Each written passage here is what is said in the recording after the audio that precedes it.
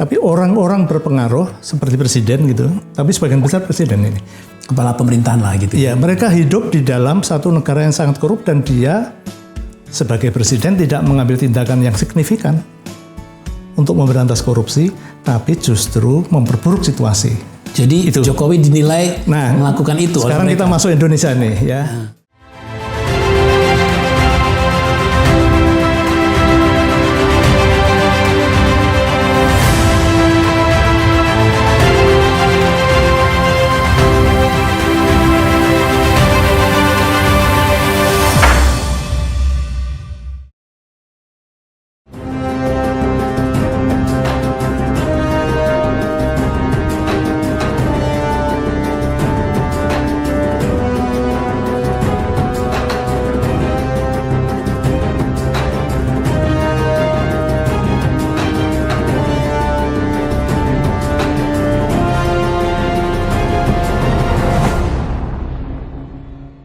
Halo, berjumpa lagi kita, para sahabat YouTube channelnya Profesor Topo Santoso. Perkenalkan dulu, nama saya Muhammad Nofrizal Bahar. Saya seorang sahabat dari Prof. Topo. Kali ini menggantikan Prof. Topo karena berhalangan hadir karena ada urusan yang tidak dapat ditinggalkan. Dan kali ini topik yang akan saya bawakan adalah sebuah topik yang cukup menarik dan cukup membuat heboh akhir-akhir ini di negara kita, ya, karena terkait dengan mantan presiden ataupun presiden kita yang ke-7 ya, yaitu ketika Bapak Joko Widodo itu dicalonkan atau dimasukkan nominasi oleh organisasi di tingkat dunia OCCRP, ya, menjadi salah satu nominasi tokoh terkorup di dunia, walaupun bukan dia pemenangnya. Tapi ini cukup heboh di Indonesia. Isu ini kok bisa-bisanya ada suatu organisasi yang bukan organisasi resmi dari PBB, ya, tetapi bisa membuat klasifikasi yang demikian cukup menggemparkan, dan tentunya ada pihak yang tidak senang, ada pihak yang kemudian bertanya-tanya, ini sebetulnya organisasi apa? Ngapain bikin pengklasifikasian para tokoh-tokoh dunia seperti ini gitu. Nah, untuk membahas ini, kita ingin tahu, mengupas lebih jauh lagi persoalan ini, walaupun sudah banyak dikupas di media massa dan di media sosial. Dalam kesempatan ini, di podcastnya Prof. Topo Santoso, kita mengundang seorang aktivis anti korupsi yang saat ini menjadi Dewan Pembina dari Transparansi International Indonesia, yaitu Bapak Dadang Trisasongko. Selamat datang Pak Dadang. Terima kasih sudah diundang hadir. Ya, terima kasih juga Pak Dadang sudah berkenan hadir di acaranya YouTube channelnya Prof. Topo Santoso ya. Ya Pak Dadang, tadi sebagaimana sudah saya buka sedikit ya, tentu masih banyak ya pihak-pihak yang masih penasaran, ini sebetulnya ada apa sih gitu kan, ya. Lembaga ini bikin nominasi seperti ini untuk apa tujuannya, dan mungkin lembaga ini dia mau ngapain, dan lembaga apa ini sebetulnya, makhluk apa OCCRP ini, mungkin kepanjangannya apa juga banyak orang nggak tahu gitu. Ya. Terima kasih. Ini channel ini sangat saya hormati, ada Prof. Topo juga di situ, selain Pak Nofrizal di sini juga. Mungkin kita perlu lihat ini ya, dinamika di tingkat internasional itu kan ada aktor state dan non-state gitu ya. OCCRP atau juga berbagai organisasi NGO internasional itu bagian dari non-state actor yang banyak bergerak untuk bukan hanya mengungkap kasus kalau dalam korupsi, tetapi juga sebenarnya lebih mendorong kepada perbaikan sistem gitu ya. Saya dari Transparansi Internasional itu setiap tahun kami itu mengeluarkan survei global di 120 negara. Objeknya negara ini ya, yang disurvei negara tentang situasi korupsi di negara itu. Nah, Indonesia menjadi bagian dari negara yang disurvei itu dan selalu diumumkan. Dulu mungkin 10 tahun lebih yang lalu banyak yang komplain kalau skornya jelek begitu ya, atau skornya stagnan atau turun begitu. Tetapi kayaknya beda ketika OCCRP itu yang disasar orang, itu ya, presiden gitu. Dia sebenarnya bagian dari itu dinamika internasional, aktor non negara itu sebetulnya, yang juga sebetulnya dia punya ruang kalau di konvensi anti korupsi PBB, non state actor atau CSO itu menjadi bagian penting dari upaya untuk memperbaiki dunia ini, gitu ya. Oleh karena itu, pertama political and legal standingnya jelas nih, gitu ya. OCCRP itu sama dengan kayak Transparansi Internasional, kayak World Justice Project gitu ya. Banyak ada Global Witness dan lain-lain. Nah, ini menjadi sensitif karena menyinggung orang dengan posisi presiden. Dan mungkin di negara lain tidak seheboh di Indonesia. Ya, tidak seheboh di Indonesia. Tergantung situasi masing-masing gitu ya. Kalau kita lihat di sebelum-sebelumnya kan memang sudah banyak ya presiden-presiden yang masuk di sana. Kalau kita lihat konteksnya juga, sebenarnya mereka itu berasal dari negara mana saja gitu ya. Ada Belarusia, ada Rusia, ada Venezuela gitu. Duterte masuk di situ dari Filipina. Itu negara-negara yang kayak Indonesia juga situasi korupsinya. Korupsinya sangat sistemik, mengakar gitu ya. Dan banyak presiden yang tidak mampu mengubah itu, bahkan memperparah, gitu ya. Kalau saya mencoba memahami kenapa yang menjadi objek itu presiden, karena presiden itu punya peran yang sangat penting dalam jadi selalu presiden ini, selalu presiden, selalu kepala negara, tidak harus atau kepala pemerintahan, atau orang yang sangat berpengaruh, tidak harus presiden, karena ada di finalis ini kan ada juga pelaku ekonomi yang sangat kuat, ya. Tapi orang-orang berpengaruh seperti presiden gitu, tapi sebagian besar presiden ini. Kepala pemerintahan lah gitu. Iya, mereka hidup di dalam satu negara yang sangat korup dan dia sebagai presiden tidak mengambil tindakan yang signifikan untuk memberantas korupsi, tapi justru memperburuk situasi.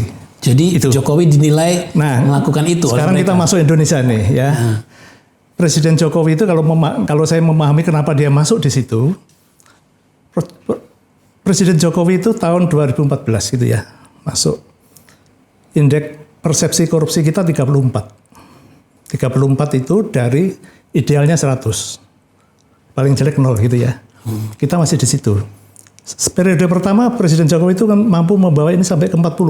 Di periode pertamanya? Periode pertama. Banyak orang optimis dong. Ya, oke. Tapi begitu tahun 2019, revisi Undang-Undang KPK, ya, lalu banyak hal yang membuat para investor pelaku ekonomi global itu ragu sebetulnya dengan manuver Presiden Jokowi dalam memberantas korupsi, serius atau tidak gitu ya. Lalu juga instrumentasi hukum pidana untuk menghadapi lawan-lawan politiknya. Mereka yang mengkritisi gitu ya.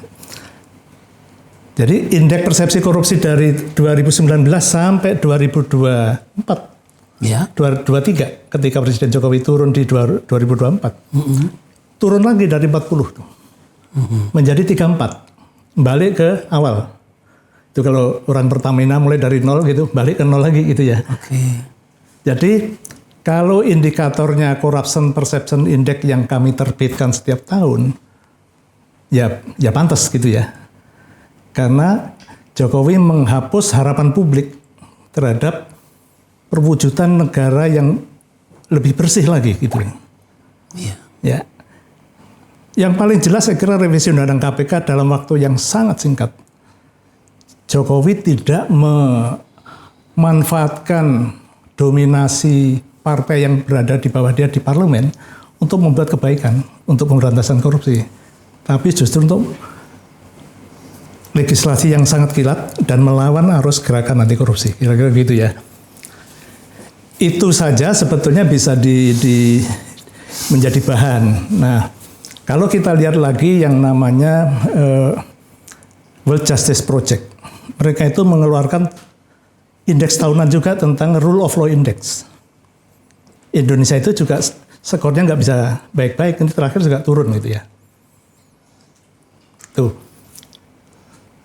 Saya juga yakin bahwa OCCRP itu tidak bicara tentang korupsi orang ngambil uang negara gitu ya. Apakah markup atau penggelapan gitu ya. Korupsi yang kita kenal. Ya, korupsi yang ada sekarang ini gitu ya. Yang dilakukan oleh orang gitu ya. Tapi Jokowi dilihat sebagai presiden. Iya, karena kita kan tidak pernah mendengar Presiden Jokowi korupsi gitu kan, kita tidak. Dan lagi korupsi itu kan perlu dibuktikan dulu di pengadilan. Ya. Nah ini kan tidak ada berita-berita seperti itu. Kok tiba-tiba kita dikasih sentakan ya, yang sangat mengejutkan dari lembaga dunia yang entah dari mana, entah kriterianya apa gitu.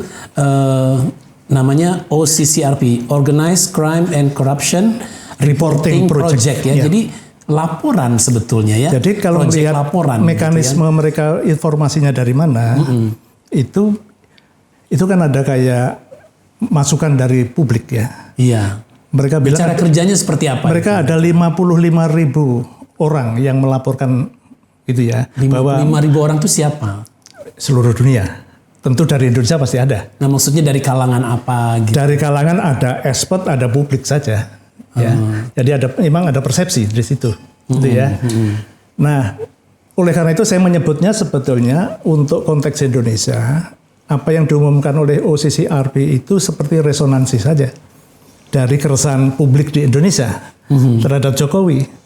Iya. Ya, karena ini suaranya masuk dari Indonesia juga saya kira. Iya. Ya kan? Ya tapi kan yang katakanlah komplain tentang Jokowi itu mungkin yang memberikan masukan, tapi kan pendukungnya Jokowi yang puas juga banyak. Apakah mereka juga diikut sertakan di dalam katakanlah ini survei misalnya begitu ya?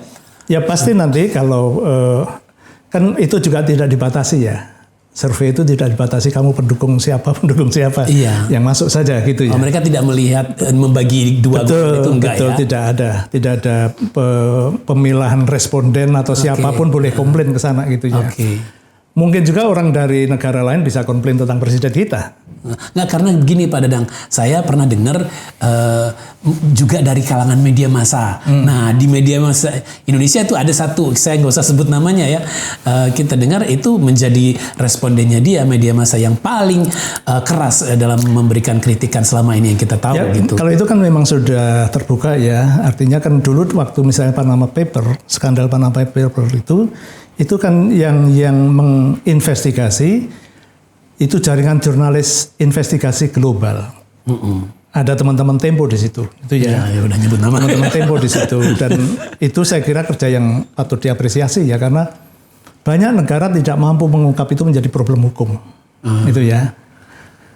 Dan saya kira juga OCCRP itu kenapa muncul fenomena seperti ini juga karena banyak hukum nasional kita yang nggak mampu mengungkap. Saya kasih contoh begini nih. Korea Selatan, sudah 4 presiden korupsi bener deh, ngambil uang, suap disuap dari perusahaan-perusahaan gitu. Sebagaimana definisi korupsi yang kita. Ada perusahaan otomotif gitu ya, nyuap. 4 presiden negara ini, tapi dia tidak ada satupun presiden yang masuk di OCCRP. Ya. Karena apa? Yang dilihat OCCRP itu bukan pada orang, ya, tapi lebih kepada pemimpin sebetulnya. Apa kebijakan dan dampak dari leadershipnya. Dampak dari leadershipnya.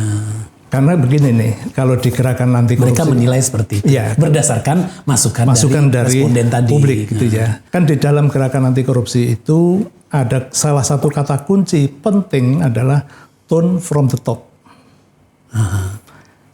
Tergantung pemimpinnya. Apakah itu organisasi namanya negara, korporasi, lembaga-lembaga negara gitu ya.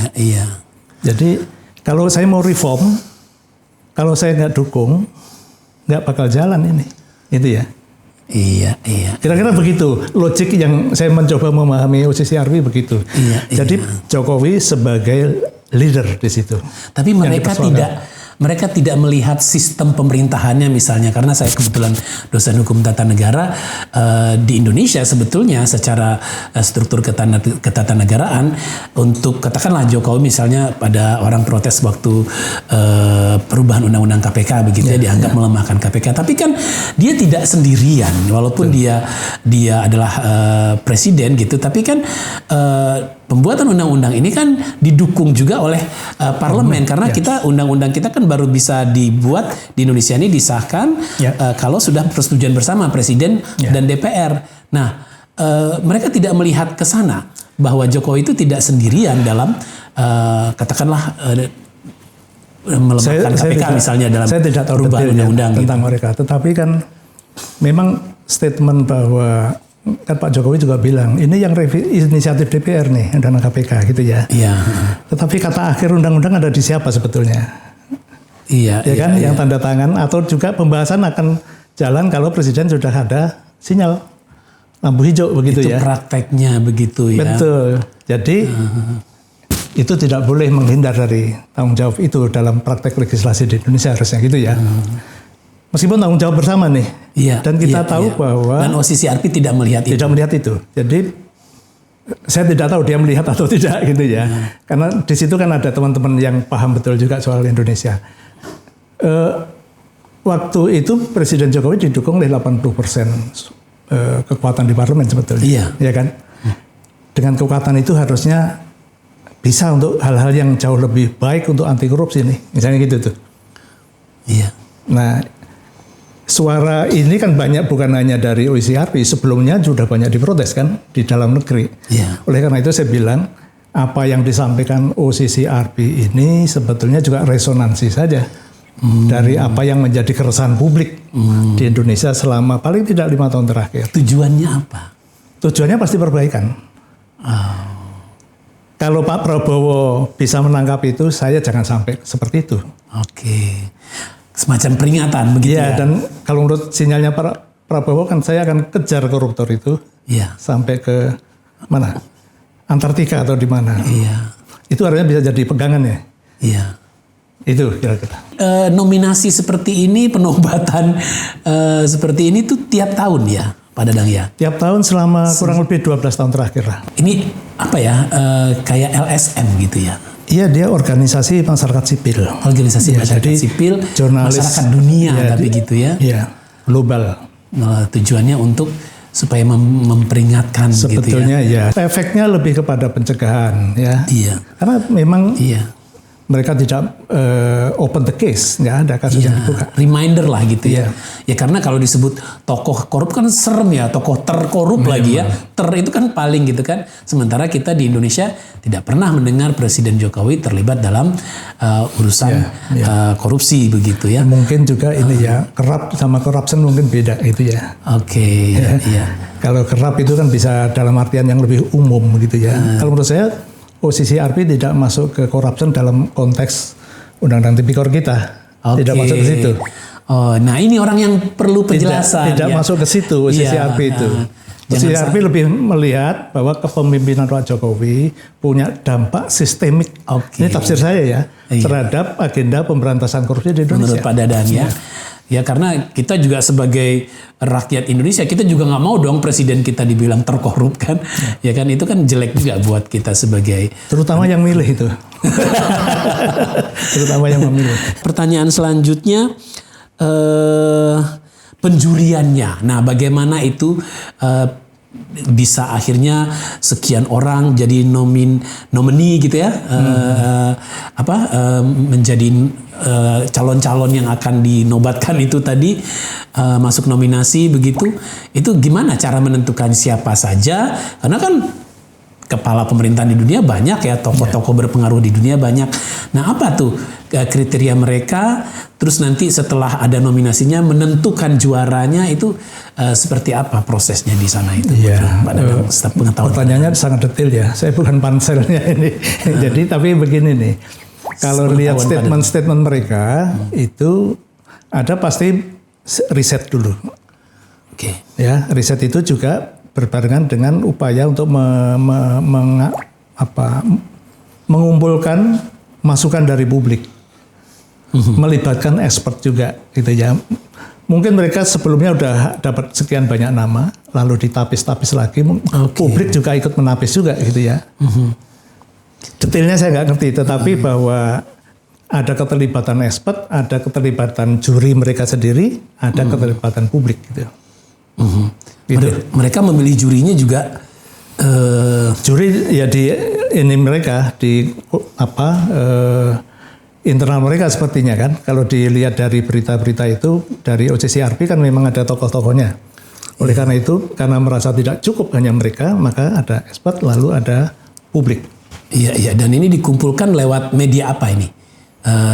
Survei, katakanlah survei. Saya kurang tahu persis dengan cara apa. Ya. Cara, seperti Indonesian Idol itu kan, kita mengirim SMS gitu kan. Nah itu ada apa? Kalau saya medsos yang digunakan gitu. Misalnya begini ya, kalau saya bandingkan dengan bagaimana kami dari Transparansi Internasional menghasilkan Corruption Perception Index per tahun, gitu ya. Negara ini skornya berapa, rankingnya berapa. Ini aja sebenarnya sudah bikin banyak orang marah ya di negara-negara itu, terutama pemerintah-pemerintah yang skornya rendah. Kami itu menggunakan namanya composite index. Jadi indeks yang disusun berdasarkan 10 sampai 13 survei global lain, lalu dikomposit. Nah itu menghasilkan itu.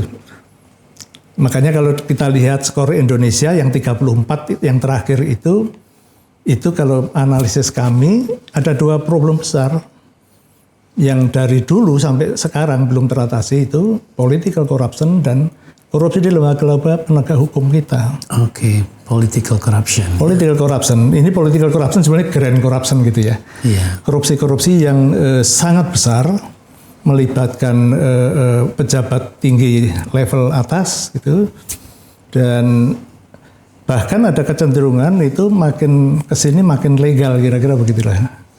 Karena udah sampai ke kebijakan-kebijakan yang sebetulnya kelihatan seperti ada abuse di dalamnya gitu. Iya. Tergelitik juga di pikiran saya begini Pak Dadang. Apakah betul ya seorang Presiden Jokowi yang perjuangannya pada awal-awal masa awal dia menjadi presiden itu kan dari mulai jadi wali kota, kemudian gubernur Jakarta, kemudian jadi presiden itu sangat populer dan selalu beliau menyatakan ya saya rasa sama semua presiden punya keinginan untuk membuat negaranya lebih baik begitu kan. Nah sekarang dengan ada penilaian seperti ini, bagaimana menurut Pak Dadang dampaknya terhadap katakanlah misalnya iklim investasi di Indonesia? Apa kita nggak rugi nih kalau kita image-nya seperti itu gitu? Nah para politisi menilainya seperti apa misalnya begitu? Oke, jadi Pak Jokowi itu kan sempat jadi champion begitulah ya di periode pertama itu. Kalau ngelihat skor Corruption Perception Index Indonesia, dari 34 naik 40 itu nggak main-main sebetulnya. Ya, luar biasa. Luar biasa capaiannya. Di sini saja nih periode kedua ini yang kemudian merosot itu ya. Tetapi kalau terkait dengan persepsi investor gitu ya, Indonesia itu kan sebetulnya memang bukan tempat yang nyaman untuk investasi dari dulu. Tidak harus ada Pak Jokowi gitu ya. Karena apa? Satu faktor yang penting yang saya sebut, yang faktor kedua tadi, kepastian hukum rendah. Jadi ini urusan bisnis, urusan pidana atau apa ini? Misalnya gitu tuh. Para pebisnis harus jelas. Kalau ada kontrak itu, kalau ada pelanggaran kontrak, penyelesaiannya bisa fair atau tidak di situ.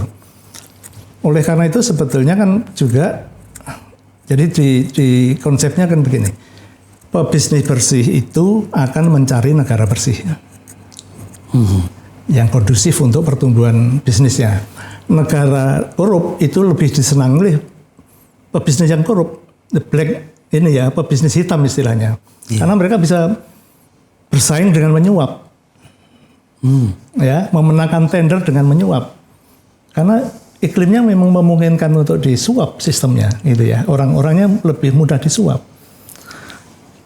Ya, kalau negara-negara kalau di ini nih. Tapi kalau kita lihat Vietnam kan juga tidak terlalu baik juga, tapi buktinya investasinya luar biasa sekarang ya. Sistem hukumnya mungkin lebih baik. Mungkin lebih baik. Ya, mungkin lebih baik, gitu ya. Mungkin lebih baik.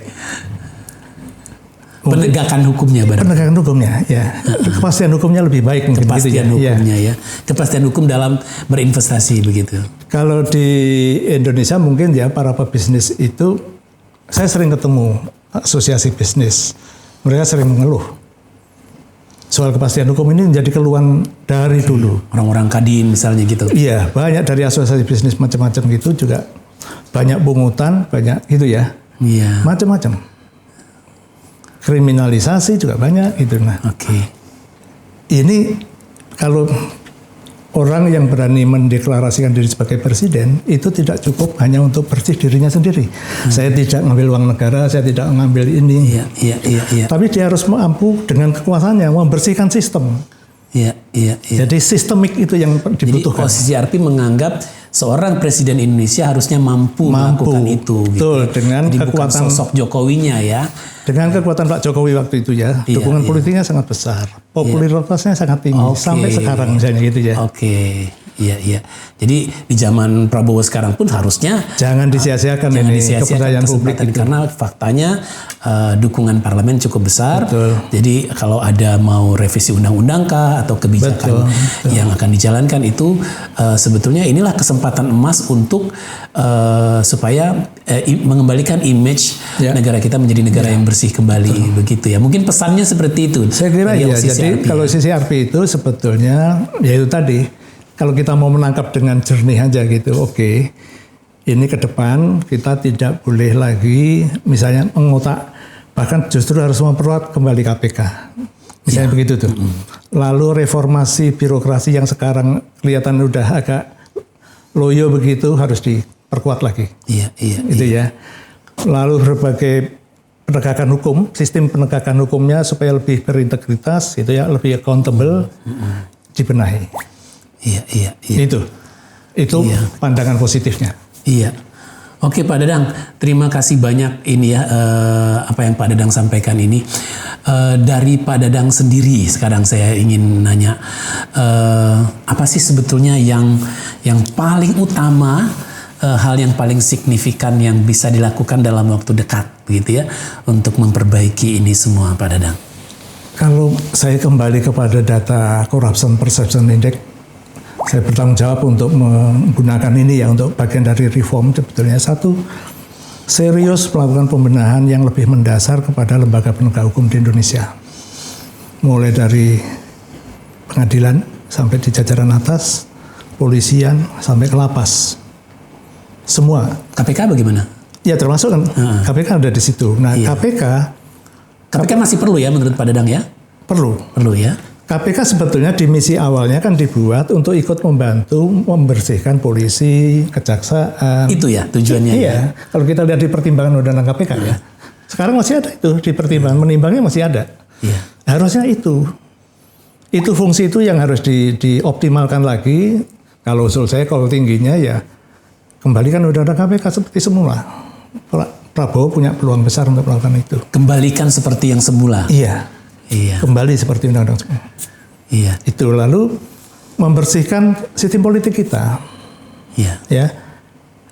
Ini money politik dalam pilkada sangat masif di mana-mana. Money politik itu sebenarnya kan manifestasi paling real di lapangan tentang kekuatan anti demokrasi dan kekuatan korupsi ketemu di lapangan nih. Masyarakat yang suka diberi gitu ya. Dan politisi yang suka memberi. Tapi ini menarik kalau soal ngomong money politics, masyarakat yang suka uang gitu ya. Betul. Tapi kalau gimana membenahinya? Usulan Prabowo kemarin, Presiden Prabowo mengusulkan tidak ada lagi pilkada langsung itu ya. Pilkadanya tidak langsung saja oleh DPRD. Apakah ini akan membantu untuk memecahkan persoalan money politics? Gini, Pak Prabowo perlu bentuk tim yang lebih serius untuk mengkaji itu. Sekarang ini kan ada problem mindset korupnya ada nih. Mau diotak-atik kayak apa? Iya. Gitu kan? Iya. Nanti yang pemain utamanya malah di DPRD-nya nanti. Iya, itu gitu maksud saya. Iya. Cuma pindah kantong saja. Iya. Nah, kalau saya jangan buru-buru bikin ide, tapi kaji betul. Oke, iya. Implikasi dan konteksnya supaya lebih realistik. Iya. Ya, terima kasih Pak Dadang. Terima kasih untuk semua masukannya dan pencerahannya bagi sahabat YouTube Profesor Topo Santoso. Terakhir Pak Dadang, sebelum kita tutup, ingin tahu juga mungkin teman-teman sekarang Pak Dadang tuh kesibukannya apa?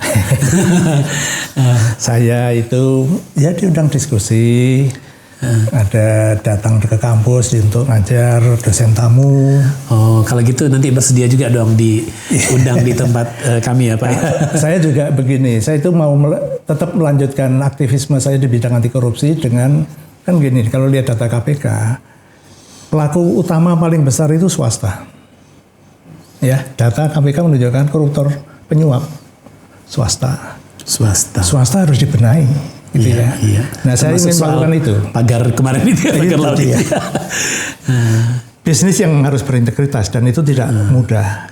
Jadi apa yang akan Pak Dadang lakukan? Jadi saya mendorong sebetulnya perusahaan-perusahaan itu kalau ngomong good corporate governance itu hanya jangan lip service saja, harus benar.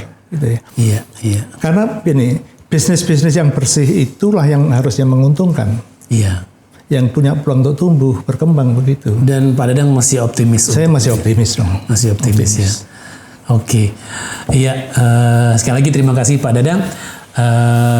Jadi kesimpulannya nggak perlu disimpulkan sih sebetulnya ya.